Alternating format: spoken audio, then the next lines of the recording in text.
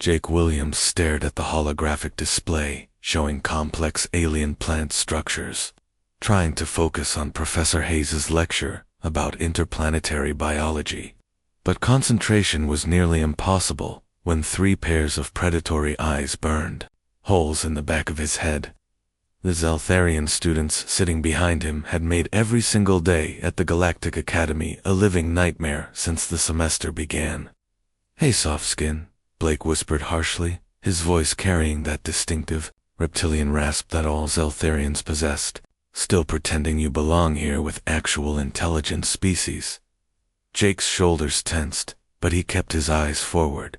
The massive lecture hall was filled with students from dozens of different worlds, yet somehow he always felt completely alone.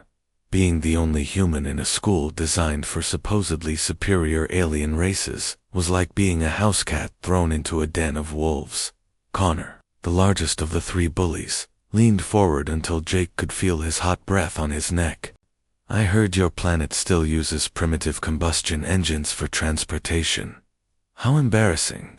We had faster-than-light travel when your ancestors were still living in caves." The third member of their group, Tyler, added his own cruel commentary.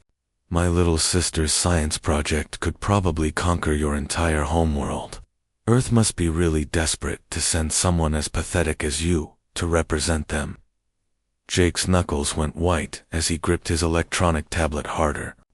Every word stung because part of him wondered if they were right. Earth was considered a backwater planet by galactic standards. Their technology seemed primitive compared to the incredible advances other civilizations had achieved. Most species had mastered space travel thousands of years before humans even invented the wheel. The worst part was that none of the other students ever stepped in to help. The insectoid Mantari students would click their mandibles in what sounded like amusement. The crystalline Geodians would simply ignore the situation entirely, their gem-like faces reflecting the classroom lights without showing any emotion. Even the more peaceful, herbivorous species seemed to agree that humans were somehow lesser beings who deserved whatever treatment they received. Professor Hayes continued, explaining the importance of studying different planetary ecosystems, completely unaware of the psychological torture happening in the back rows. Jake tried to take notes, but his hands were shaking slightly from a mixture of anger and humiliation. "I wonder what your family thinks," Blake continued his relentless assault. "Knowing they sent their weakest offspring to embarrass your entire species in front of the galaxy. Do they even know how much of a failure you are?" That comment hit harder than the others. Jake thought about his parents back on Earth, how proud they had been when he was selected for the academy. They had thrown a celebration party, inviting all the neighbors to share in their joy.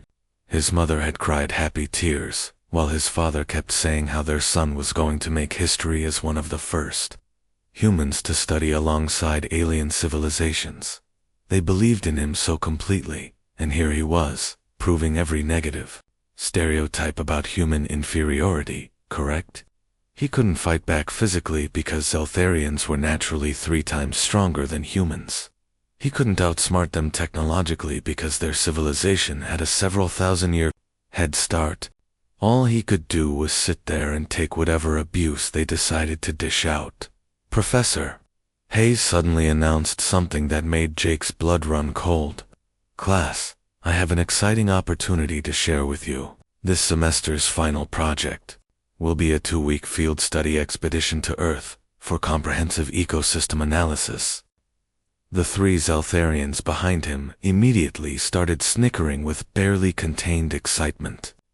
Jake could practically hear the gears turning in their reptilian brains as they began planning new ways to torment him. "This is too perfect," Connor whispered with obvious glee. "We get to visit the primitive's natural habitat. I can't wait to see how embarrassing his home planet really is." Tyler added, "Maybe we'll get to meet some of the local cavemen. I heard they still hunt animals with pointed sticks and communicate through grunting sounds." Blake delivered the final blow with characteristic cruelty. "Time to show everyone what real explorers look like when we visit your worthless little mudball, Jake." Hope your planet is ready to meet some actual advanced beings. Jake felt his stomach drop as the reality of the situation hit him. 2 weeks on Earth with his tormentors, where they would have countless opportunities to humiliate him in front of their classmates on his own home planet. The next 14 days were going to be absolute hell. The shuttle began shaking like a leaf in a hurricane the moment they hit Earth's upper atmosphere. Jake pressed his face against the small porthole window, watching the blue and green planet grow larger beneath them. What should have been a smooth, controlled descent to the research facility quickly turned into something much more terrifying. Captain Rodriguez's voice crackled over the intercom, barely audible above the groaning metal and screaming engines. Students, please secure yourselves immediately. We're experiencing massive navigation failures. The atmospheric interference is unlike anything I've seen in 20 years of piloting. The 3 Zeltharian bullies, who had been loudly discussing their plans to embarrass Jake on his home planet just minutes earlier, suddenly went very quiet. Their reptilian faces, usually so confident and sneering, now showed the first hints of genuine concern. Blake gripped his safety harness with claws that had unconsciously extended from his fingertips. This primitive planet can't even provide safe landing conditions, Connor muttered, though his voice lacked its usual arrogance. Their magnetic field must be completely unstable. Jake felt the shuttle lurch sideways as they dropped through a thick layer of clouds. Through his window, he could see they were nowhere near the planned landing site. Instead of the neat, organized research station with its clear landing pads, there was nothing but an endless sea of green stretching in every direction. "Brace for emergency landing," Captain Rodriguez announced, his professional calm barely masking obvious worry. "We're coming down in the Amazon rainforest. This is not a drill." The impact threw everyone against their restraints with bone-jarring force. Metal screamed as the shuttle's hull scraped against massive tree trunks before finally coming to rest at a sharp angle. Emergency lights bathed everything in an eerie red glow as various systems sparked and died around them. When the dust settled and the emergency doors hissed open, Jake was the first to step outside. The humid air hit him like a warm, damp blanket, filled with the rich scents of earth, vegetation, and countless living things. He took a deep breath and felt his body relax. Slightly. This was home, even if it wasn't a sterile research facility they had planned to visit. Behind him, the other students emerged much more cautiously. The Zeltharians immediately began activating their advanced environmental protection suits, the same technology that allowed their species to explore hostile alien worlds. These suits could regulate temperature, filter toxins, provide enhanced strength, and protect against radiation that would kill most organic life forms. "Environmental readings are completely insane," Tyler said, his voice now muffled by the helmets. "Communication system." Warning lights flashed across his chest display like a Christmas tree. "The air composition is chaotic, the magnetic field fluctuations are off every chart, and there are biological contaminants everywhere." Blake's suit was already beeping with alerts. "My filtration system is working overtime just to process this atmosphere. How does anything survive in these conditions?" Connor, the largest and usually most confident of the 3, was sweating heavily inside his protective gear. "The temperature regulation is struggling. This planet's climate is completely unpredictable. No wonder humans never developed proper technology if they had to survive in this chaos." Jake watched his tormentors with growing amusement. Here they were, wrapped in millions of credits worth of advanced alien technology, and they were struggling with what felt like a perfectly normal Tuesday morning to him. The air they found suffocating was the same air he had breathed his entire life. The magnetic field readings that made their instruments go crazy were just Earth being Earth. "The humidity levels are dangerous," Tyler announced, consulting his suit's displays. "And these biological readings suggest the presence of countless unknown microorganisms. We could be infected by diseases our immune systems have never encountered." Meanwhile, Jake stood there in nothing but basic hiking clothes and a simple backpack, breathing easily and feeling completely comfortable. He hadn't even bothered to put on the lightweight environmental gear that had been provided for human students. "How are you not dying right now?" Blake demanded, his voice tight with disbelief. "Our sensors show this environment should be lethal to most known life forms." Jake looked around at the towering trees, listened to the symphony of bird calls and insect sounds, and felt the gentle breeze carrying the scent of flowers and fresh water. Everything about this place felt perfectly normal to him, like stepping into his backyard after a long trip away from home. "I don't know what you're talking about," Jake replied with a casual shrug. "It's just Earth." 3 days in the Amazon rainforest had completely changed everything. The shuttle sat broken and silent, its communication systems fried beyond repair. Captain Rodriguez had managed to send one distress signal before the equipment died completely, but rescue wouldn't arrive for at least another week. What had started as an academic field trip had become a real survival situation. The Zeltharians who had tormented Jake for months were now completely different creatures. Their advanced environmental suits, which should have made them the natural leaders in any hostile situation, were failing in ways their manufacturers never anticipated. The suits kept overheating, their sensors gave false readings, and the filtration systems couldn't handle Earth's complex atmospheric composition. Blake sat on a fallen log, his helmet off for the first time since landing, gasping for air like a fish out of water. "This planet is trying to kill us," he wheezed. "Every single system is malfunctioning. How is that even possible?" Jake walked calmly through the undergrowth, pointing out dangers that their million-credit technology couldn't detect. "See that snake coiled up by the big tree root?" he said in the same casual tone someone might use to point out an interesting cloud formation. "That's a lance. One bite, and you'll be dead in about 20 minutes. Your suits can't see it because Earth's natural background radiation interferes with thermal imaging." Connor, who had nearly stepped directly on the deadly snake just moments earlier, stared in horror. His suit's proximity sensors, designed to detect threats on a dozen different alien worlds, had remained completely silent. "But our technology is supposed to be foolproof," he stammered. "We've used these suits on worlds with toxic atmospheres and predators that would make Earth animals look like pets." "Different doesn't mean better," Jake replied, carefully guiding the group around the hidden danger. "Your suits were designed for planets that follow predictable patterns. Earth is chaos. Life here adapted to survive in constantly changing conditions. The water situation was even worse for the alien students. Tyler had wanted to drink directly from a crystal-clear stream that looked perfectly safe, but Jake stopped him before he could remove his helmet. "That water looks clean, but it's full of parasites and bacteria that your immune systems have never encountered," Jake explained patiently. "Your bodies know how to fight diseases from your home world, but Earth has had billions of years to develop completely different microscopic life forms." He led them upstream to a different source, showing them how to identify safe drinking water by looking at the surrounding plant life, checking for certain types of algae, and understanding how water moves through different types of soil. Every lesson revealed just how helpless they were without their failing technology. The food situation was equally eye-opening. The Zeltharians had been carrying emergency rations, but those were running low. When Connor spotted some bright red berries that looked delicious, Jake had to quickly pull him away.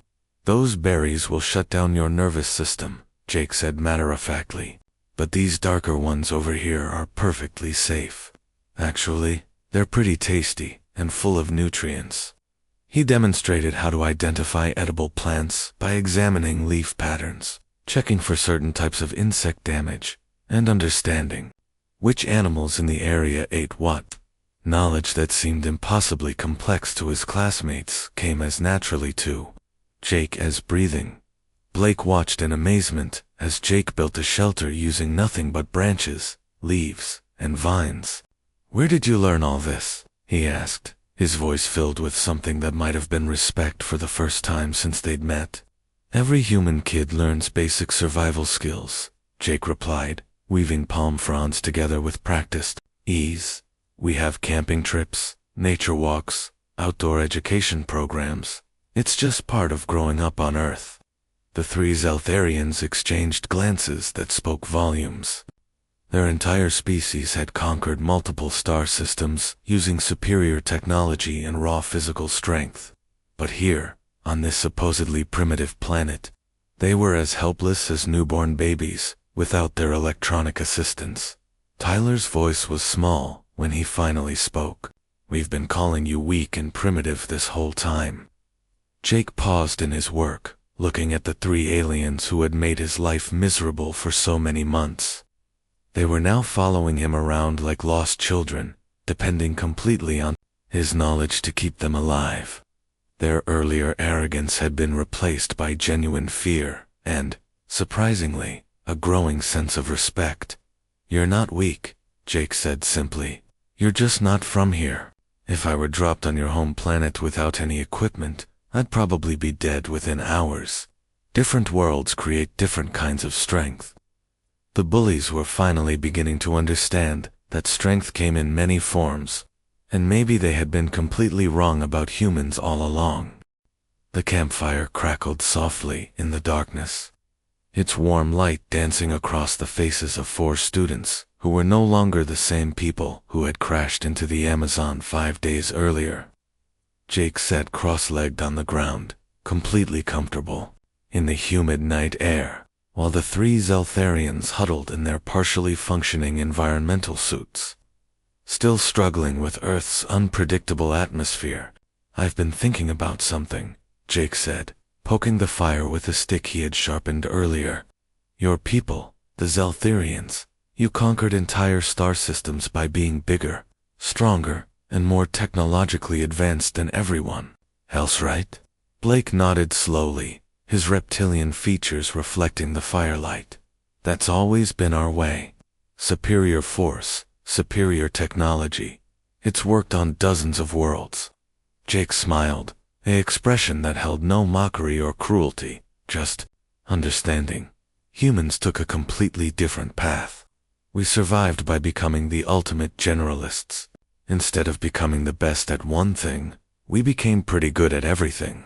He stood up and walked to the edge of their small clearing, pointing at barely visible marks in the soft earth. "See those tracks? That's a jaguar that passed by about 2 hours ago. It was moving northeast, probably heading toward the river to drink. It's a female, roughly 4 years old, and she's not hunting right now because her stride is too relaxed." The Zeltharians stared at the ground, unable to see anything more than random disturbances in the dirt. Their suit sensors, when they worked at all, could only tell them that something had moved through the area recently. "How is that possible?" Connor asked, his voice filled with genuine amazement. "Our databases say that kind of tracking requires years of specialized training and expensive equipment." Jake shrugged and moved to another spot, where he knelt down and examined some broken twigs. "Every human child learns basic tracking. We play games where we follow animal trails. We learn to read signs in nature. It's not special training, it's just growing up human." He looked up at the night sky, studying the cloud patterns that were invisible to his classmates in the darkness. "Tomorrow morning will be sunny for about 3 hours. Then we'll get heavy rain around midday. The wind will shift from the northeast to the southwest around sunset." Tyler's helmet display was frantically trying to process atmospheric data, but the readings were inconsistent and confusing. "Our meteorological systems can't make sense of this planet's weather patterns. They're too chaotic and unpredictable." "That's exactly the point," Jake replied, settling back down by the fire. "Earth's weather has always been unpredictable, so humans learned to read natural signs instead of depending on instruments. We watch how animals behave, how plants respond to pressure changes, how the air smells before a storm." He picked up a piece of wood from their fuel pile and began working on it with a sharp stone he had found earlier. Within minutes, he had carved a functional spear point, complete with notches that would hold it securely to a wooden shaft. The Zeltharians watched in fascination as he created a lethal hunting weapon using nothing but materials from the forest floor. We didn't master our environment the way your people did, Jake continued, testing the point's sharpness against his thumb. We learned to adapt to any environment. Humans can survive in frozen tundra, scorching deserts, dense jungles, high mountains, even floating on the ocean for weeks. We're not the best at any one environment, but we can live almost anywhere. Blake's voice was thoughtful when he finally spoke. That's why you seem primitive to us. You never developed the specialized tools and technologies we use because you never needed them. Exactly, Jake nodded. Why build a machine to predict weather when you can learn to read the sky? Why create complex tracking equipment when you can follow footprints with your own eyes? Why develop specialized survival gear when you can make what you need from whatever's around you? Connor had been quiet for a long time, but now he leaned forward with obvious curiosity. There's something else I don't understand. You've been walking for days without seeming tired. Our suits monitor our physical condition, and according to the data, you should have collapsed from exhaustion yesterday. Jake grinned, and for the first time since they'd met, it wasn't because he was being mocked. Persistence hunting. It's one of humanity's oldest skills. We're not fast like cheetahs, or strong like bears, but we never give up.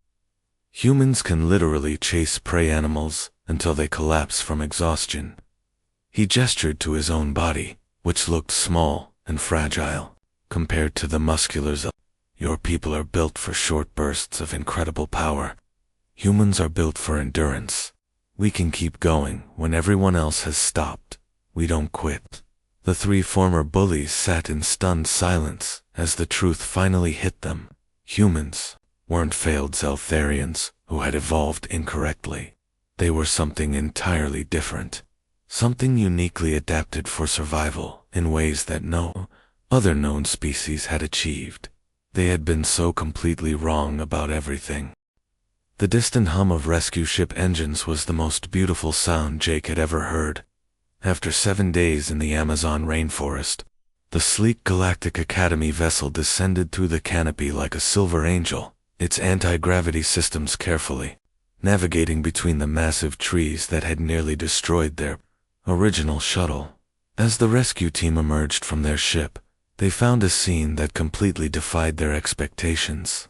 The three Zeltharian students, who should have been the natural leaders in any survival situation, were sitting quietly and respectfully around a human-built campfire. Jake Williams, the student they had expected to find either dead or completely dependent on his alien classmates, was calmly organizing their makeshift camp for departure. Professor Hayes stepped out of the rescue ship, his experienced eyes immediately taking in the strange dynamics of the group. In his 20 years of leading academic expeditions, he had never seen Zeltharian students look so humble, so genuinely changed by an experience. Blake was the first to approach the professor, his earlier arrogance completely gone. Professor Hayes, we need to make something clear right away. Everything we thought we knew about humans was wrong. Completely, totally wrong. Connor nodded vigorously, his massive frame somehow seeming smaller and less threatening than before. Jake saved our lives every single day. Without him, we would have died in the first 48 hours. Our technology was useless here. Tyler held up a thick tablet covered in notes, sketches, and recordings. We've documented everything. The tracking skills, the weather prediction, the tool creation, the plant identification. Professor, humans can do things that our best scientific instruments can't accomplish. Professor Hayes listened with growing amazement as the three students, who had spent months tormenting Jake, now spoke about him with something approaching reverence. They described survival techniques that seemed impossible, knowledge that their databases insisted was purely theoretical, and physical capabilities that defied every assumption about human limitations. During the flight back to the academy, Jake found himself surrounded by alien students asking endless questions. The same classmates who had ignored his suffering for months now wanted to know everything about human culture, Earth's environment, and the evolutionary pressures that had shaped his species. "The persistence hunting thing?" asked a Montari student, her insect-like features clicking with curiosity. "You can really chase animals until they collapse from exhaustion." "How do you read weather patterns without instruments?" wondered a crystalline geodian, their gem-like surface reflecting the ship's lights. "Our meteorological systems require massive computing power to make accurate predictions." Jake answered their questions patiently, still somewhat amazed by the complete reversal in their attitudes. The bullying, the mockery, the constant reminders of human inferiority had all vanished, replaced by genuine scientific curiosity and growing respect. Professor Hayes approached Jake privately as they neared the academy. His expression was serious, but not unkind, the look of someone about to reveal an important truth. "Mr. Williams, I need to tell you something that might surprise you," the professor began. "Earth wasn't selected for this expedition because it's primitive, or because we thought it would be an easy assignment for beginning students." Jake looked confused. "Sir, our xenobiology department has been studying Earth for over 30 years. Professor Hayes continued. "It's the most complex biosphere we've ever encountered. The number of interconnected species, the chaotic climate patterns, the incredible biodiversity. Most alien worlds are relatively simple compared to Earth." The professor paused, letting this information sink in.